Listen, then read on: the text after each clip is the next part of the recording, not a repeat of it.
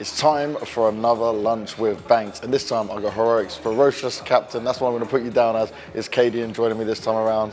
cadiaN, how you doing, man? I'm good. Just came here off a win against G2, so that's a good one. Yep. Obviously, difficult teams all along at this stage, so yeah, no easy wins coming your way. Definitely no easy wins. Let's grab ourselves some food and we can sit down and do it.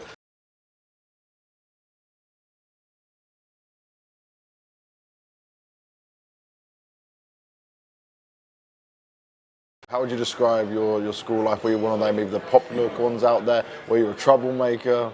I think like a little bit of everything. Like was one of the popular ones, but also like a troublemaker, playing Counter-Strike and being with friends and stuff like this. So, was this like your first game you got into? Was that like the first thing you started to get into gaming because you said you played sports, or was there some other games beforehand? Yeah, I played a lot of sports, and I had a lot of stereotype thoughts about people playing video games.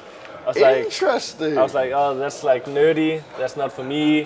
What are they doing? Why don't they just want to come out to the schoolyard and like play football and stuff like this? But then I had a friend he had an older brother who was already going to high school, and we were still at primary school. And then like we were playing at his place, so he could play on his older brother's PC, and I played on his. Oh, nice. Like that's how I got introduced, and we were like playing Call of Duty, Counter-Strike, Half-Life, like plenty of games. And that's when I like realized, okay, it's actually a really social thing, you know. Like I'm playing with him, we're having fun, it's creating things we can talk about, we're making moves in the game together and stuff like this. And then I wished for a PC and got one from my mother and got Counter-Strike Source from a gift from my class, you know. They, like you all put in like, what do I know, €10, you know. Or less, it's €5, and then a little bit of money, build it up. Exactly, and then it was like exactly enough for Counter-Strike Source. So they bought me that and the other guys. And I just never left it, you know. When did the team element come in? When did the competitive side? Because there's always this parallel between playing real sports and you're competitive there, you got a lot of energy, you take it through to the game. I got introduced like to the Danish side gaming.dk, which is like what Dust 2 I remember, basically is nowadays. Like it's not the same, it's two different platforms, but they had the same audience, you know. Yeah.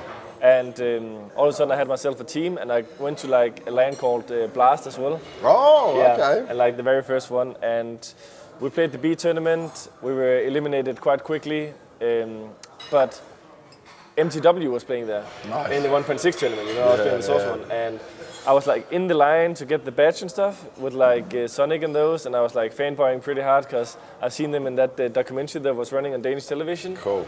And when we were out of the tournament, like I sat behind them, and that's when I like realized, okay, there's like a lot of team aspects here, you know. Like they're like fist bumping each other, they're looking at each other's screens to see what angles are they holding, playing off each other, having tactic names. And then I just like started picking up from there, you know, went into like team environment, learned stuff, was like an annoying kid with talent for many years, you know, for many years, yeah. Which team would you say was your first where you go, I've started to make it, like it's where I can take it more seriously? Yeah, probably like the Sepso mouse. Okay. Like I was, we were creating this like just like Scandinavian team, and on some miracle run we qualified for the first major in CSGO, and I was like 17 years old, in-game leading, AWPing just like today. 75 teams, 2 spots, like best of 1. We made it to the major. Got pretty stumped by very games, and then in faculty with the cadiaN, Glaive, Pimp and those. Yeah, but like that's when we made it. We all made a name out of ourselves. I got a contract from Mouse afterwards, but one of the problems with the early stage of my career was like of course, attitude and maturity. Like I was 17, 18, now I felt like, okay, I made it, I'm a big shot, you know, and I still had a lot to learn. Rogue obviously was one way you went off to North America, you came away from playing with the Europeans. What is that like for a European person to go into an environment that I believe is so radically different than what we're used to?